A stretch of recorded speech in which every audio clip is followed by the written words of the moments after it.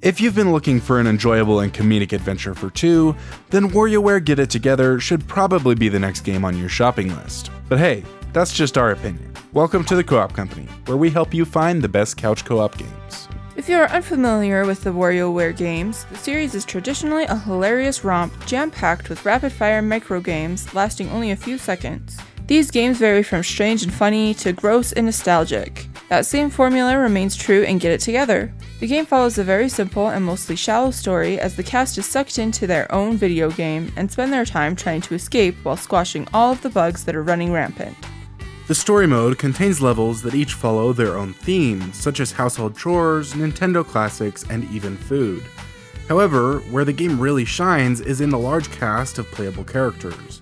Along your way through the levels, you will continue to collect a growing cast, each with their own unique abilities to set them apart from one another. While some characters share similar traits, they are each unique in their own way, from shooters to platformers, and even an alien with a tractor beam. One of the most unique aspects of the game was the constantly changing characters.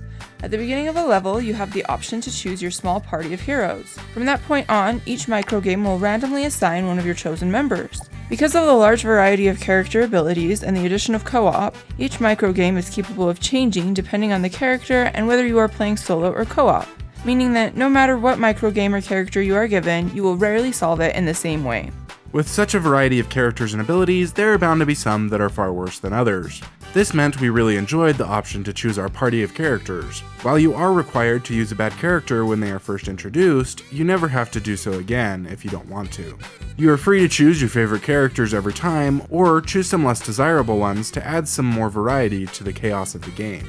Every level tosses you into its themed mix of around 15 microgames, which you will play in rapid succession. The quick succession of microgames is thrilling and will get your heart pumping as each microgame gives you a swift command like tweeze, collect all, or defeat before leaving you to decide the best course of action, which you probably won't always get right on the first attempt. At the conclusion of these microgames comes time for a boss level. These are slightly longer and are more akin to a minigame. While not incredibly challenging, the change of pace can lead to some hasty mistakes when patience is more important than snap decisions. As fast as the game is, you and your teammate need to be faster. With only a few seconds on the clock, you both need to know exactly what you're going to do. There will be times when one of you needs to stand aside while the more agile character takes the lead. At other times, you will both need to work together to quickly complete a task. We thoroughly enjoyed playing together and found this to be one of the most enjoyable co-op experiences we have had. However, with how fast the game is, it can sometimes be a little hard to keep track of which one you are.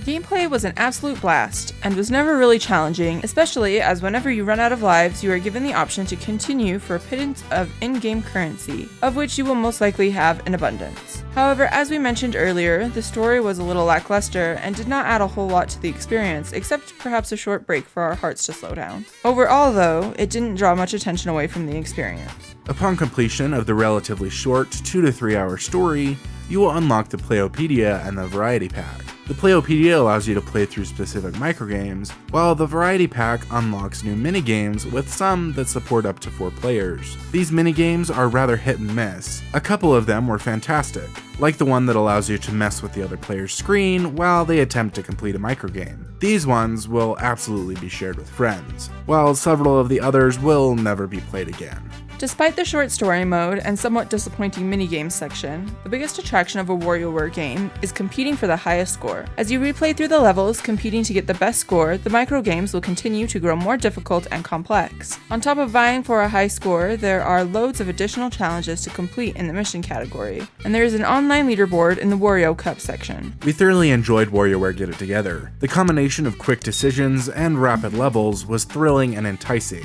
and the rush from working together for the highest score will keep us coming back for a while. The different character abilities and constant swapping between them made for a refreshing difference in every level. It never left the game feeling repetitive. The addition of a couple fantastic minigames means that we have a reason to share the game with friends. As always, we have linked it in the description for your convenience. Make sure to subscribe for all things co-op. To see our review of the best co-op game ever, click there, and for more co-op reviews, click on that playlist. Y'all are awesome. We love you guys.